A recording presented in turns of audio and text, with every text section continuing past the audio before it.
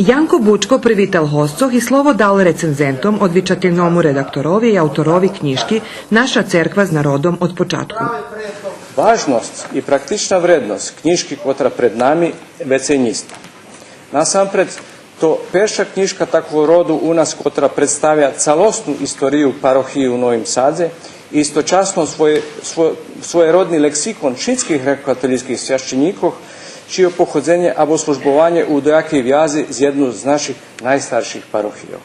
Panoce z Roman mis cali svoj život robel prave taki roboti, zos ktorima veličal viru do Gospoda Boha, prek svojih knjiškov končal hristijanizaciju narodu, prenahozel drahu u njomu i za sebe i za drugih.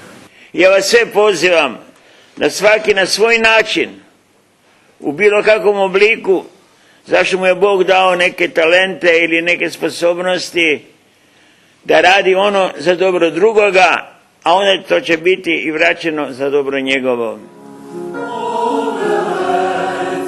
Programu organizovali novinsko vydavateljna ustanova Ruske slovo i kulturno-prosvitna rada Grekokatolitske cerkvi u Novim Sadze. Na programi nastupil i hor Harmonija.